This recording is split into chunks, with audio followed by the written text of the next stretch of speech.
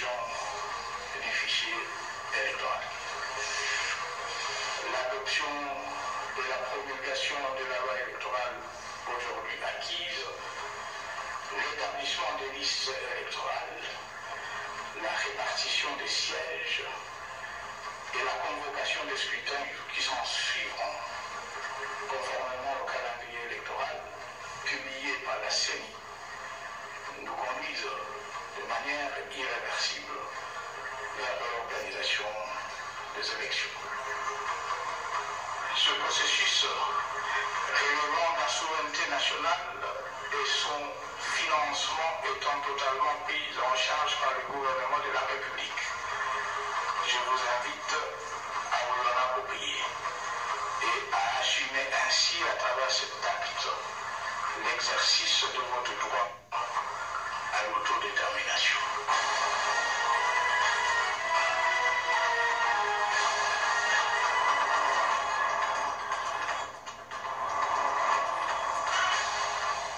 Bonsoir et ravi de vous retrouver pour cette grande édition de Journal du Soir, édition au cours de laquelle nous proposerons les images de la prison centrale de Makala, précisément du pavillon réservé aux détenues femmes qui subissent de travaux de réhabilitation. On verra également les images de la réception par la CENI d'un kit de serveur complémentaire destiné au processus électoral. À toutes et à tous, bienvenue aux 20h. Oban Makou, président de l'Assemblée nationale de la RDC, poursuit son séjour de travail à Paris. Après avoir échangé avec son collègue de l'Assemblée nationale française, il a eu des entretiens avec le président de la Chambre haute du même pays. Au centre de leur discussion, l'évolution positive de la situation politique en République démocratique du Congo. On parle avec Conscient Kissou dans son reportage. Nous sommes au palais de Luxembourg, à Paris, quatre choisis ce lundi pour la rencontre entre le président de l'Assemblée nationale de la RDC et le président du Sénat de la République française. Diplomatie parlementaire oblige, il s'agit du renforcement des liens entre les élus. L'occasion était indiquée pour l'honorable de Minakou d'échanger avec Gérard Larcher sur les efforts toujours accrus enregistrés en RDC afin d'amener aux bonnes élections dignes, transparentes et apaisées. Le calendrier déjà rendu public par la Commission électorale nationale indépendante constitue une preuve éloquente des listes d'engagement pour y parvenir dans le respect de l'accord politique du 31 décembre 2016. Les paramètres macroéconomiques pour l'amélioration du vécu quotidien de la population sont pris en compte, a rassuré le speaker de la Chambre du Parlement congolais à son interlocuteur. Pour sa part, le président du Sénat français s'est dit satisfait d'être désormais fixé sur la situation réelle qui prévaut en République démocratique du Congo. Gérard Larcher a exprimé l'espoir de l'aboutissement heureux du processus électoral en RDC. Ces échanges s'inscrivent en marge de la réunion du bureau de l'Assemblée parlementaire de la francophonie organisée dans la capitale française. À Kinshasa, les membres du Conseil national de suivi de l'accord de la Saint-Sylvestre se sont réunis hier mardi en plénière sous la supervision de son président Joseph Olongankoy, plénière au cours de laquelle ils ont examiné la restitution du rapport produit par la commission chargée de discuter avec le vice-premier ministre de l'Intérieur sur la résolution de la question de dédoublement de partis politiques. Les détails de ce reportage de Yolande Vokambaki. La résolution de la question de dédoublement de partis politiques, l'une des clauses de l'accord de la Saint-Sylvestre. Une commission du CENSA a débattu de cette question avec le vice-premier ministre, ministre de l'Intérieur et Sécurité, Emmanuel Ramazan Chada. La restitution du rapport produit à l'issue des échanges a été examinée en plénière par le membre du CENSA sous la supervision du président Joseph Olongankoy, comme le confirme le rapporteur de cette institution.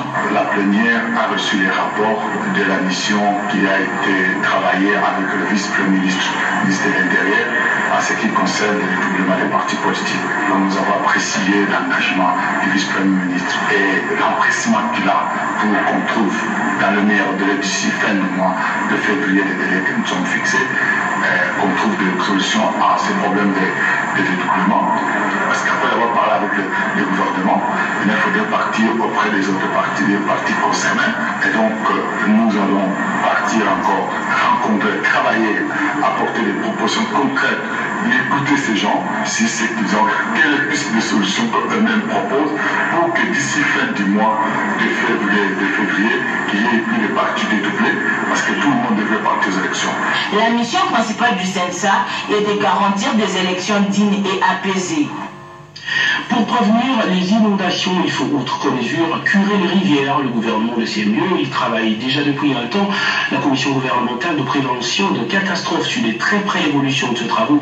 Le vice-premier ministre de l'Intérieur, qui le pilote, a effectué le déplacement de quelques sites. Yvette Mokutima, Miller Balekela, reportage.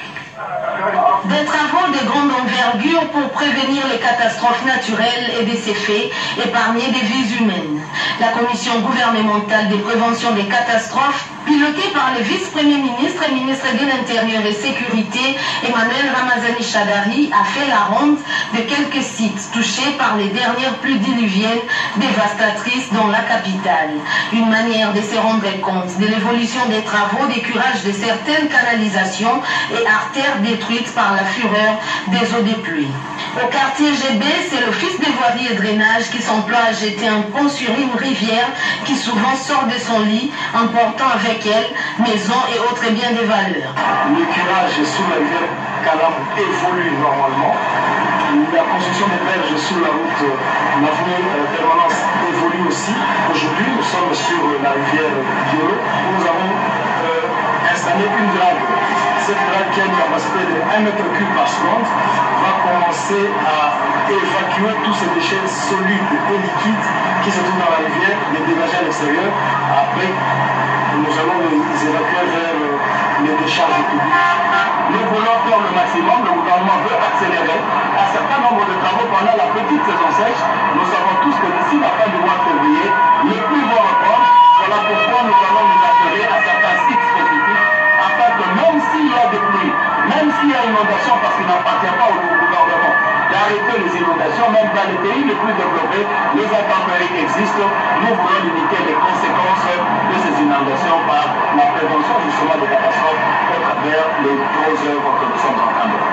Avec à ses côtés le ministre de l'Urbanisme et Habitat, Joseph Kokonyangui Witanene, et celui de l'aménagement du territoire et rénovation de la ville, Félix Kabangenumbi Mukwampa, le vice-premier ministre et ministre de l'Intérieur et Sécurité, Emmanuel Ramazani Shadari, a inspecté également les travaux sur le boulevard Sendwe, sur la rivière Kalamou, où l'Office des voiries et drainage a réussi à dégager une montagne de déchets en plastique qui seront très vite évacués vers les grandes décharges. Il n'y aura pas une journée de plus sans travail à la régie de voies fluviales. Les agents et cadres de la RVF s'y sont engagés à reprendre leurs activités professionnelles. Engagement pris au cours d'une séance de travail présidée par le vice-premier ministre en charge de transport et voies de communication, José Makila Soumanda. Pierre Bouyoufou donne les détails de ce pourparler. Booster la culture de l'aspect positif lié à la bonne gouvernance administrative, financière et technique des diverses activités déployées au sein de la régie de voies fluviales, gage du bien-être social des agents et cadres de la RVF, constitue l'un des axes prioritaires de la feuille de route gouvernementale du vice-premier ministre, ministre des Transports et Communications, José Makila Soumanda. Fort de cette vision managériale, il a convié le directeur général de la RVF et les banques syndicales dans une séance de travail qui a gravité autour de l'examen du cahier des charges des syndicalistes qui revendiquent leurs arriérés salariales de 2 mois et le rétablissement de l'eau potable dans leurs installations qui sont situées sur le littoral du fleuve Congo en proie à l'épidémie de choléra. En bon père de famille, José Makila Soumanda leur a prodigué de sages conseils pour la viabilité efficace de la régie de voies fluviales. Il n'y a jamais eu grève avec 8 ans. Si vous payez 8 ans, ça c'est une bonne et l'arrêt de travail. Mais comment absolument vous voulez le faire? Il y a un protocole d'accord, il y a une négociation et nous sommes en train de respecter les engagements qui ont été arrêtés. Sincèrement, je le sais de l'intérêt, je le dis tous les jours, avec mon gouvernement, c'est le contraire de ce qui. Un message bien capté par toutes les parties qui se sont engagées à les traduire en actes pour la levée de l'action syndicale avec la reprise de l'activité professionnelle à la régie de voies fluviales. Au-delà d'être un lieu de détention, la prison est aussi un lieu de rééducation. Pour arriver à cette fin, plusieurs éléments sont à prendre en compte, parmi lesquels les conditions d'incarcération. Conscient de cet aspect de choses, le gouvernement a résolu de prêter une attention particulière à l'état du pavillon pour femmes de la prison centrale de Makala. Des travaux de réhabilitation sont encore regardés. Les femmes incarcérées au pavillon 9 de la prison centrale de Makala verront incessamment leurs conditions carcérales s'améliorer. Ce pavillon qui héberge cette catégorie de vulnérables sera complètement réhabilité. C'est une initiative initiative du ministre d'État, ministre de la Justice et garde des Sceaux, Maître Alexis Tambouamba, qui a posé la première pierre de ces chantiers. Cette action s'inscrit dans la mise en œuvre de son plan global de modernisation, de sécurisation et d'humanisation de toutes les prisons de la République. On n'envoie pas à prison les enfants des cœurs. Nous devons tout faire pour qu'ils puissent se trouver dans des conditions humainement acceptables. C'est ça le sens de ma visite. Donc ce pavillon neuf pour les femmes, ainsi que 2 pavillons que nous avons également financés sur le compte du Trésor, et la réhabilitation de la prison de Zoumou, qui sera inaugurée d'ici 3 mois, montre en fait la détermination de traiter les prisonniers comme des humains. Ils restent des humains. Occasion pour le commissaire général de la police de la MONUSCO de souligner que l'appui financier de la MONUSCO pour la réhabilitation de ces bâtiments a un coût global de $26 000 américains. Il a aussi saisi cette opportunité pour saluer la détermination du ministre d'État en charge de la justice et garde des Sceaux de moderniser les centres pénitentiaires de la République. Il a par la suite réitéré le soutien de la MONUSCO à cette œuvre. Pour la détente et l'hygiène de ces femmes en conflit avec la loi, le chef de la MONUSCO a offert une télévision et des seaux. Pour sa part, le maître d'ouvrage délégué de l'entreprise GAD a souligné que la réhabilitation concerne les latrines, les murs et les installations sanitaires. Pour se conformer au programme de lutte contre le choléra, tout visiteur de la prison centrale doit laver les mains. Le ministre d'État s'est conformé à ces règlements. Le procès de présumés terroristes opérant sous le label Kamina Sapou se poursuit à la prison de Ndolo. À la sortie de l'audience de ce jour, nos reporters ont entendu le micro-colonel Limbaya Alpha. Il est magistrat du ministère public et nous relate le déroulement du procès. Écoute. Nous sommes à cette étape de l'instruction au fond de l'affaire. À l'issue de cette instruction, donc à la fin, lorsque chaque proveneur aura présenté ses moyens, le ministère public aussi présenter ses accusations, nous arriverons à l'étape où il faut présenter les conclusions aussi bien. Le ministère public va présenter ses réquisitoires, la partie civile ses conclusions et la défense sa plainte. Donc vous savez, l'avantage dans ce procès, c'est que nous ne sommes pas, il ne s'agit pas d'une citation directe. La citation directe, ça signifie quoi? Ça dit qu'on saisit directement les juges. Mais nous, c'est un procès où il y a eu instruction au niveau du parquet. Il y a eu d'abord une enquête au niveau de la police, l'enquête préliminaire, où les éléments de preuve ont été réunis. Ensuite, le dossier a été transmis au parquet, le parquet militaire bien entendu, et le parquet a eu aussi affaire interne. Et au vu de tous ces éléments, la juridiction des jugements a été saisie. Donc, qu'est-ce qui se passe? Quand vous regardez dans ce dossier, vous savez, le fait pour le prévenir, de dire je ne connais pas, de mentir, c'est son droit. C'est son droit. Mais seulement nous avions, je crois que vous l'avez compris la méthodologie, vous comme aussi organe de la presse, vous avez compris la méthodologie, les questions sont posées. Les juges tirent des questions dans les pièces qui sont dans le dossier. Le ministère public pose aussi des questions en se fondant sur les pièces. Et sur ces pièces, il y a non seulement des procès-verbaux qui contiennent des aveux de prévenus, mais il y a aussi d'autres procès-verbaux qui sont revêtus de la force probante, notamment des procès-verbaux de constat. Il y a dans les dossiers, il y a ce qu'on appelle en droit, il y a les moyens de preuve sont catégorisés. Nous évoluons très bien même, parce que le ministère public fait son travail, le juge fait son travail, les avocats des parties. Si on n'est pas professionnel de droit, on risque de voir comme si on ne voulait pas. Nous, partis RDC, nous sommes confiants et nous évoluons très bien. Parce que c'est que les gens ignorent, je pense sans mal d'ignorer, qu'un procès pénal ne commence pas au tribunal. Un procès pénal commence à la police, après la police c'est le parquet, après le parquet est le tribunal. Et à l'étape de la police et du parquet, on dresse les procès-verbaux. Ce sont des actes authentiques jusqu'à l'instruction en fait. Donc nous, partie civile, jusqu'à rencontrer ce procès-verbaux font foi et nous sommes regardés notre position à l'avant du tribunal tribunal qui a dit de ce procès-verbaux. Donc nous, tout se passe bien. Les formateurs de la Direction générale des écoles et formations de la police nationale congolaise viennent de renforcer leurs capacités sur les questions des droits de l'enfant et pratiques adaptées à l'enfant, connaissances acquises au cours d'un atelier de formation tenu à Mbanzangoulou. Sylvie Mouemou.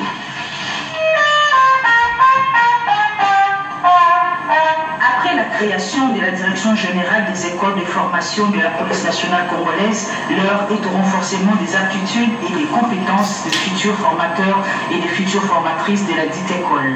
C'est dans ces cadres que s'inscrit cet atelier de 12 jours organisé à Mbanzangoulou dans la province du Congo central par le Bureau international des droits des enfants à l'intention des policiers, du personnel de justice et des travailleurs sociaux de la police nationale congolaise.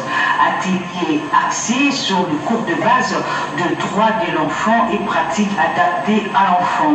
Objectif, faire intégrer toutes ces notions dans le cursus de formation dans les 8 écoles de la Direction générale des écoles de formation de la police nationale congolaise. Le directeur général des écoles de formation de la police nationale congolaise, le général Sébastien Kanyama, revient sur les biens fondés de cette formation. La police nationale congolaise ne peut valablement accomplir ses missions de protection des droits de l'enfant que si elle dispose d'un personnel suffisamment formé et doté des compétences requises à la matière. De son côté, Fatou Alpha Sissi, chargé du programme Afrique subsaharienne, a encouragé les futurs formateurs en ces termes. Ceux des formateurs et formatrices qui obtiendront la note requise seront certifiés par l'IBCR et la DGF et qualifiés pour dispenser le cours sur les droits de l'enfant et les pratiques adaptées à l'enfant qui sera introduit dans le bloc programme de la PNC. Cette session de formation a été rendue possible grâce à l'appui du Bureau international des droits de l'enfant et connaît la participation des délégués venus de Kinshasa, Kisangani, Goma, Bunia, Bukavu, Matadi, Kananga, Lubumbashi et Kasangulu. C'est le vice-gouverneur de la province du Congo central, Abdou Matouwana, qui a procédé à l'ouverture officielle de cet atelier. En nouvelle, le traditionnel breakfast de la RDC au Minier présent à Indaba en Afrique du Sud a eu lieu ce mercredi, occasion pour le ministre de Mines, Martin Kaboulou, de rassurer les investisseurs sur les bonnes intentions du gouvernement en initiant les réformes du code minier adopté en 2002. Tout a été pris en compte pour contenter toutes les parties, a-t-il déclaré. Vous aurez les détails avec notre consoeur Gudule Boiliel dans nos prochaines éditions. Et puis ces images du ministre d'État au commerce dans le laboratoire de l'Office congolais de contrôle, Jean-Lucien Boussa, a tenu à palper les conditions dans lesquelles travaillent ces agents pour la fluidité de leur service, mais surtout la qualité des équipements utilisés pour le contrôle. Jacques Mégy.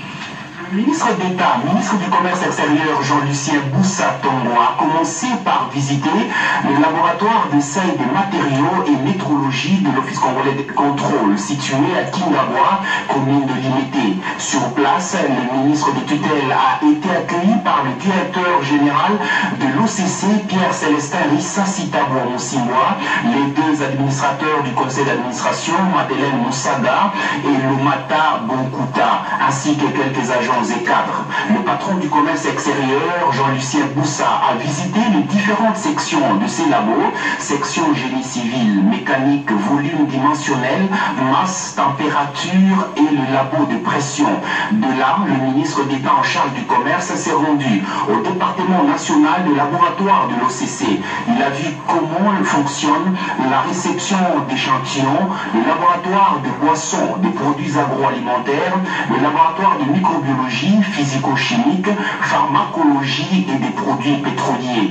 Pour le numéro 1 du commerce extérieur, Jean-Lucien Boussa, les impressions en termes d'équipement, de qualité des services et du personnel sont bonnes. La population et les opérateurs économiques doivent faire confiance à l'OCC. Les équipements dont dispose l'OCC pour assurer le contrôle de normes, le contrôle de qualité, sont des équipements de haute facture. Les hommes et les femmes qui y travaillent sont des hommes et des femmes compétents. Il est important que la population congolaise sache que les produits qui sont consommés sur son territoire sont des produits contrôlés, vérifiés et sont de bonne qualité.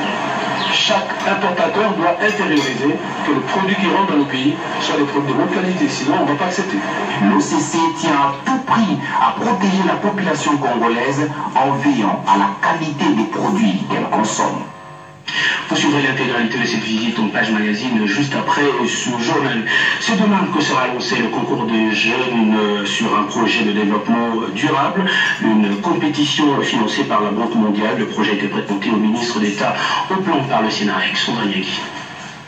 À l'instar des autres pays du monde, la République démocratique du Congo participe au concours sur le meilleur projet novateur qui contribuera au développement de la planète initié par l'université Watson aux États-Unis d'Amérique. Les jeunes Congolais auront donc à saisir cette opportunité offerte par Ideas for Action avec l'appui de la Banque mondiale.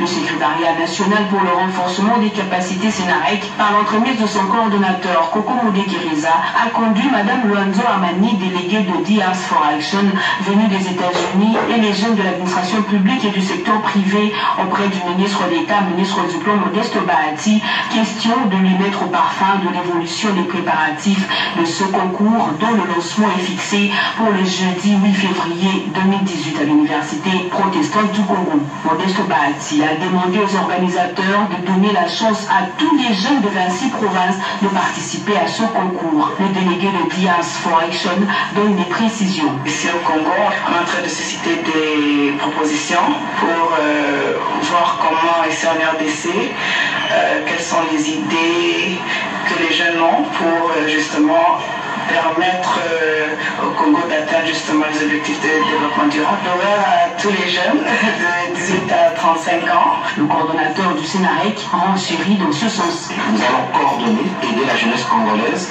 à présenter le plus grand nombre de projets possibles afin de pouvoir en trouver les meilleurs qui seront à la disposition de toutes les banques de données des meilleurs projets et en l'occurrence pour la RDC pour les exploiter et aller au développement en luttant contre la pauvreté. Et le meilleur projet bénéficiera du financement de la Banque mondiale.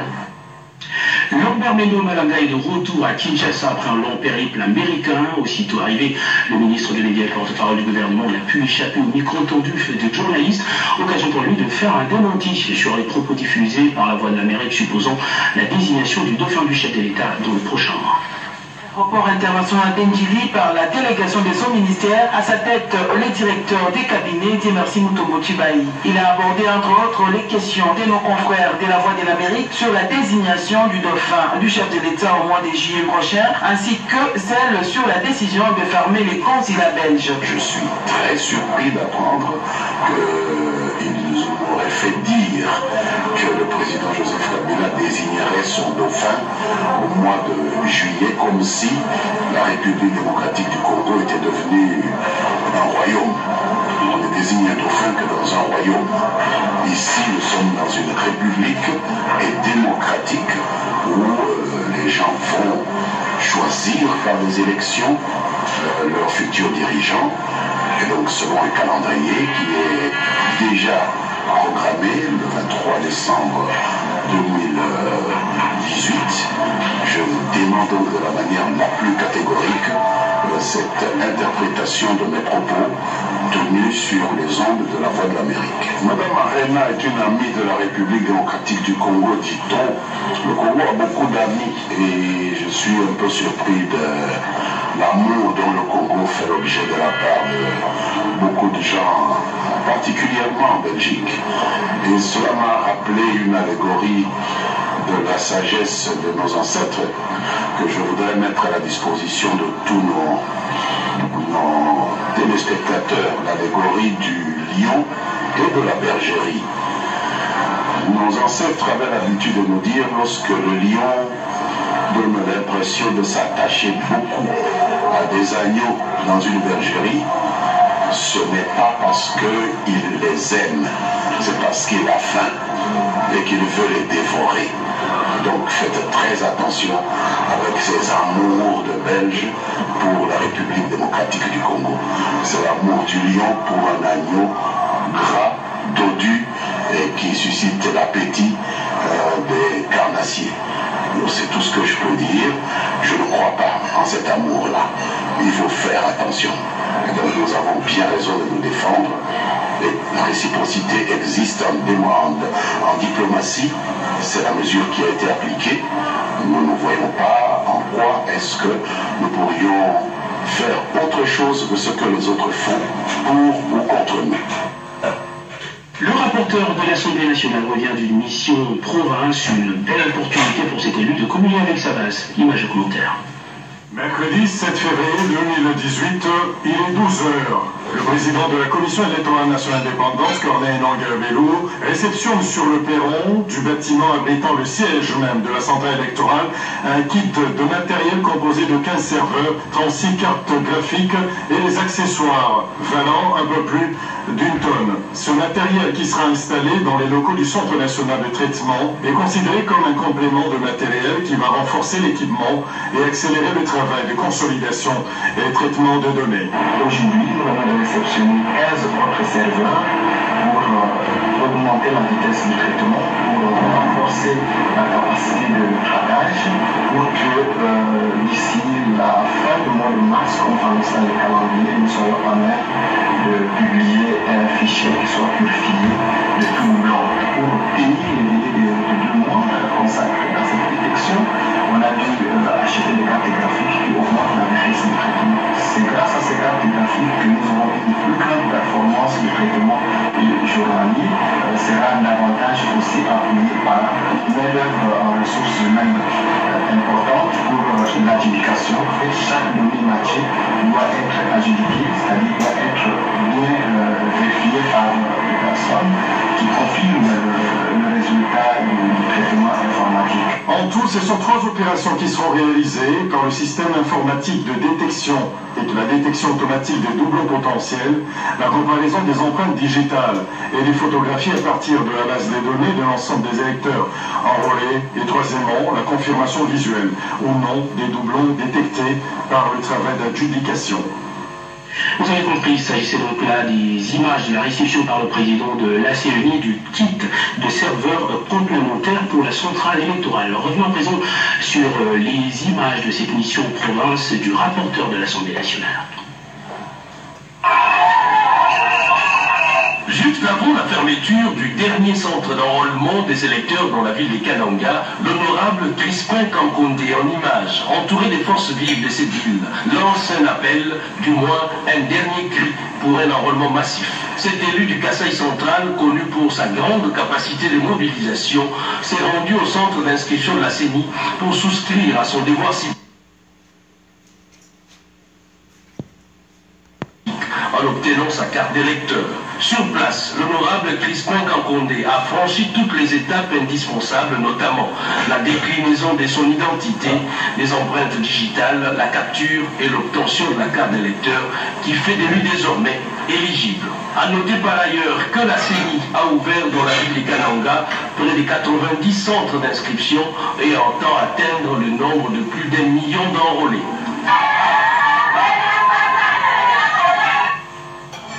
Encore un mois pour que les femmes du monde soient encore une fois à l'honneur grâce à la journée leur dédiée. En République démocratique du Congo, c'est le parc animalier de l'Intélé qui a été choisi pour célébrer la dite journée. L'on annonce déjà les activités qui mettront en valeur les sportifs congolaises. Manifestation dans les salons VIP, c'est le rituel qui a caractérisé ces dernières années la journée du 8 mars consacrée à la célébration de la journée internationale de la femme. Le ministère du Genre, Famille et Enfants, en collaboration avec le ministère des Sports et Loisirs, ont consacré l'édition de cette année avec une célébration inédite centrée sur la pratique des sports en milieu rural. Et pour réussir ces particuliers mariages, un cadre unique, inédit et adapté a été choisi. Il s'agit du parc de la vallée de l'Antsele. Ces gigantesques parcs animaliers situés à la hauteur des collines de Kingakati offrent un merveilleux cadre parfaitement adapté au thème de cette année qui se décline comme suit.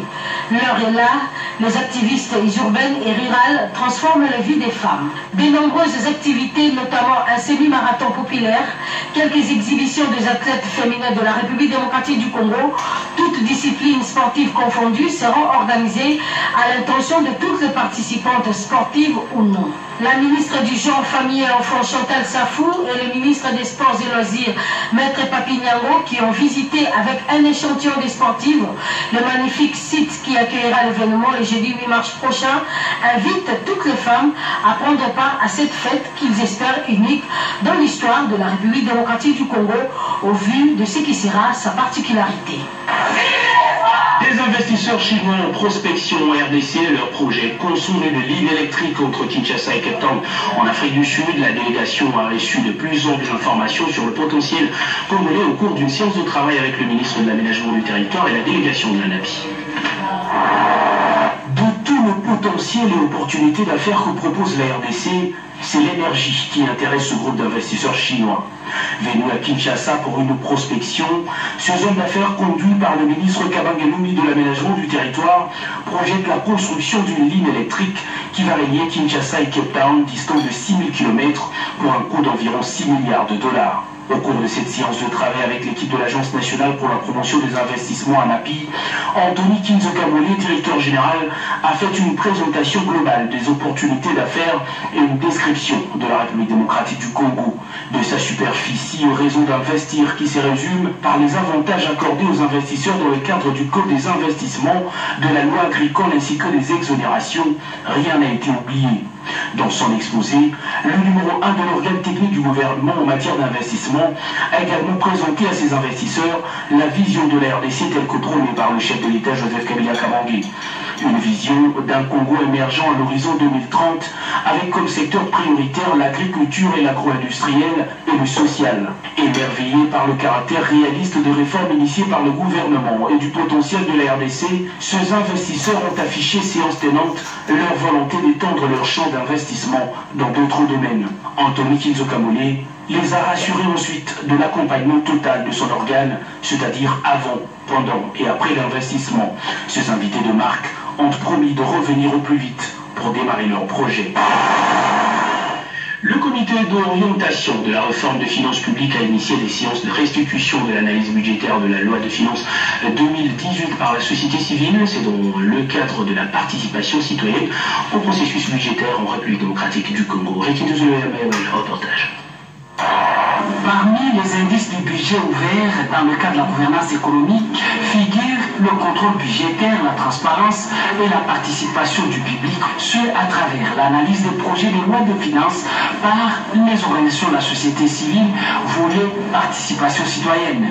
Voilà qui a milité en faveur de l'organisation des séances de restitution de l'analyse budgétaire de la loi des finances, exercice 2018, rapport présenté par Bishop Djamba Samba, des réseaux gouvernance économique et démocratie. Un exercice devenu coutumier depuis que la RDC a opté pour les réformes des finances publiques à l'issue des conclusions de l'évaluation PFA à Tonoté. Ainsi, l'analyse d'ordre général a concerné le cadre stratégique et macroéconomique, les recettes, les dépenses, le genre, la transparence et la prise en compte des engagements nationaux et internationaux du gouvernement dans le budget 2018. L'analyse sectorielle s'est penchée sur les secteurs vitaux tels la santé, l'éducation, l'agriculture ainsi que la sécurité. Cette analyse doit aller le plus loin possible. C'est-à-dire qu'il faut d'autres cibles. Les cibles qui travaillent aussi avec la population. C'est ainsi qu'on a pensé restituer auprès des groupes qui sont aussi influents. Demain, on va le faire avec des organisations professionnelles comme les avocats, les médecins, les architectes, plus essentiellement les femmes et les jeunes. Les participants n'ont pas manqué de dire leur remerciement quant à l'accompagnement du projet de renforcement de la redevabilité et la gestion des finances publiques, appuyé par la Banque mondiale et la coopération britannique. Cérémonie d'échange de vœux à l'institution bancaire dénommée Afriland First Bank devant les agents et cadres. Le directeur général de cette formation a dressé le bilan de l'année 2017. Sandra Niagui. Beaucoup de réalisations palpables, des réformes courageuses entreprises, 5 nouvelles agences ouvertes à travers le pays et sans oublier la réalisation de la plus grosse opération, la première du genre en RDC, qui consiste en la reprise d'une nouvelle institution financière, la FIBank. Voilà en quelques lignes le bilan de Afriland First Bank.cd pour l'année 2017. Au cours de cette traditionnelle cérémonie d'échange de vœux entre cadres et agents de cette banque commerciale, le directeur général Soei Bouabari a appelé les uns et les autres à cultiver l'excellence pour la réalisation sans faille des instructions du conseil d'administration. C'est une occasion de faire la rétrospective de ce qui s'est passé en 2017, mais également de décliner les objectifs 2018 qui ont été assignés par le conseil d'administration, mais que nous devrions partager avec tout le personnel afin de les fédérer dans la réalisation et l'atteinte de ces objectifs. 2018, cette année nouvelle, Afriland First Bank poursuit bon nombre d'objectifs. Parlant de l'acquisition de la FIBank, le DG Soyi Bouabari rassure la clientèle. Cette cérémonie a offert aux cadres et agents de la banque l'occasion d'échanger les cadeaux, d'exhiber d'autres talents. Hormis le fait de manipuler les billets d'argent, les banquiers nous ont fait découvrir d'autres talents à travers un concours d'échange. Et nous venons de recevoir en image une déclaration de soutien à la nouvelle équipe dirigeante de l'OCC, déclaration faite par les membres de la cellule de base spécialisée du PPRD au sein de cette entreprise. Nous, cadres et agents de l'OCC, membres de la coordination nationale de la cellule de base spécialisée PPRD, prônant la paix et le progrès, idéaux de notre cher parti, le PPRD, et des efforts combien louables et palpables fournis par les comités dirigeants actuels, notamment le paiement régulier du salaire à la fin de chaque mois, le paiement régulier des avantages conventionnels dus, le paiement des prêts scolaires, des cadeaux de fin d'année et d'anniversaire ainsi que des gratifications, le paiement de plusieurs dettes qui mettaient l'office à genoux et sous la menace de saisie intempestive de ses comptes en banque. La poursuite de l'apurement graduel des arriérés de salaire de 2016 que leurs prédécesseurs ont laissé à l'office.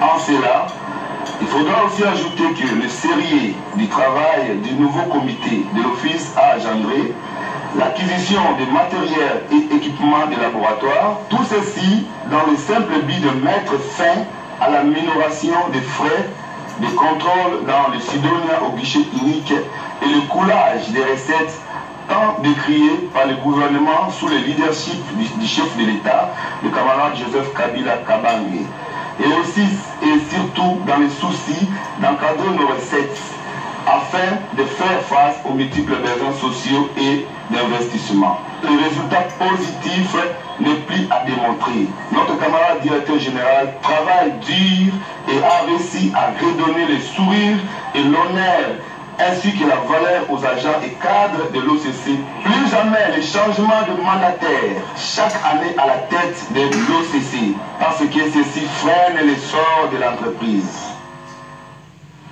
Et puis ce communiqué avant de refermer complètement cette édition du journal, le ministre de Poste, Télécommunications, Nouvelles Technologies de l'Information et de la Communication PTNT qui demande aux personnes tant physiques que morales de droit public ou privé détentrices des antennes VSAT ou fournisseurs de services accès à Internet de se faire identifier plus tard le 28 février 2018 auprès de l'autorité des régulations de Poste et Télécommunications à son siège social de Kinshasa, 5e étage de l'immeuble Gécamine ex-Souzakon ou à l'une de ses succursales en province, Bukavu, Kamanga, Kisangani, Lubumbashi et Matadi, muni de leur titre d'exploitation du mot délivré par l'RPTC et approuvé par le ministre de PTNT conformément au prescrit de l'article 25 de la loi cadre numéro 013-2002 du 16 octobre 2002 sur les télécommunications en République démocratique du Congo. Dépasser ce délai, toute personne détentrice d'une antenne VSAT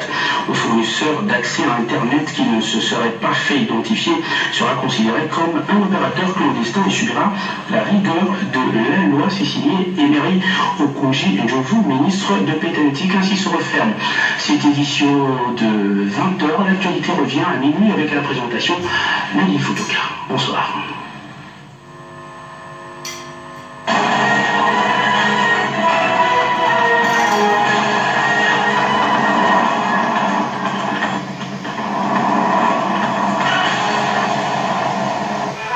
L'éducation est un pilier essentiel du développement durable. Nous soutenons l'éducation des enfants pour le meilleur de leur avenir. Parce que l'intégration de tous et des plus vulnérables est une priorité, nous soutenons